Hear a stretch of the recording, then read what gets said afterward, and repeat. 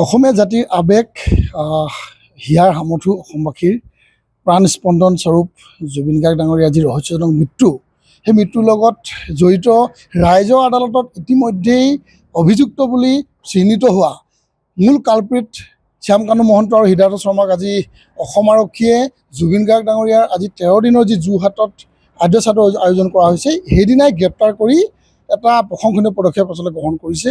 আৰু অসমবাসী ৰাইজে বহুদিনৰ পৰাই এই বিষয়টোক লৈ সৰব হৈ আছিল আৰু সকলোৱে কৈ আহিছিল যে অনতিপলমে এই কালপিত দুজনক গ্ৰেপ্তাৰ কৰিব লাগে আৰু কঠোৰ শাস্তি বিহিব লাগে। অসমৰ মাননীয় মুখ্যমন্ত্ৰীয়েও এই সন্দৰ্ভত তেখেতে কৈছিল যে আমি তদন্ত ক্ষিপ্ৰতাৰে কৰিম আৰু এই সন্দৰ্ভত আমি বিহিত ব্যৱস্থা গ্ৰহণ কৰিম।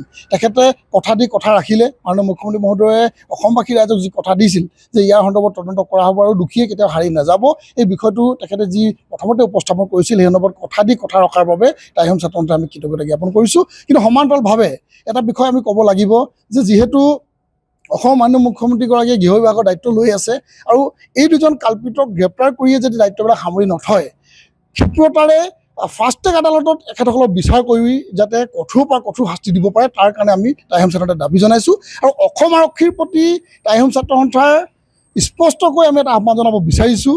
যিহেতু দুৰ্গা পূজাৰ পৰৱ চলি আছে আৰু দুৰ্গা পূজাত সকলোৱে জানে যে দশমীৰ দিনা ৰাৱণ বধ কৰা হয়, গতিকে ৰাৱণ জ্বলোৱা হয়। সেইদৰে অসম আৰক্ষীয়ে যাতে এই দুজন কালপিত যিসকল ৰাইজৰ আদালতত ইতিমধ্যে দোষী সাব্যস্ত হৈছে, গতিকে ৰাইজৰ প্ৰতি লক্ষ্য ৰাখি জুবিন দাক ন্যায় দিয়াৰ স্বাৰ্থত কিন্তু ৰাৱণক জ্বলোৱাৰ দৰে দশমী দিনাখনলৈকে কিন্তু এই দুজনক এনকাউণ্টাৰ কৰিয়েই হওক বা অন্য পন্থাৰে কিন্তু শাস্তি দিবৰ কাৰণে টাইহোম ছাত্ৰসন্থাই দাবী জনাইছে।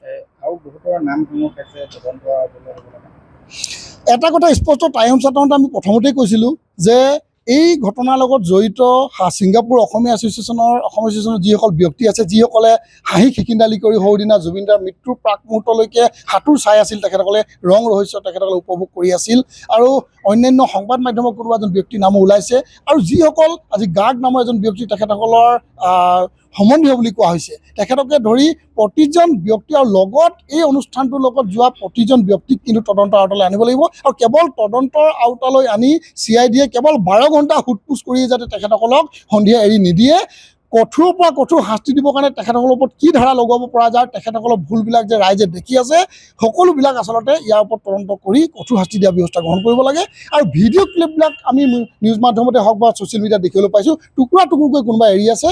কোনে এই কাম কৰি আছে তেখেতসকলক কিন্তু তদন্ত আওতালৈ অনাৰ প্ৰয়োজন নাই। তেখেতসকলক পোনছাতে গ্ৰেপ্তাৰ কৰিবৰ কাৰণে টাইহোম ছাত্ৰসন্থাই যিকোনো খবৰৰ বাবে যোগাযোগ কৰক 7099017330 লগতে 7099017110 নম্বৰত।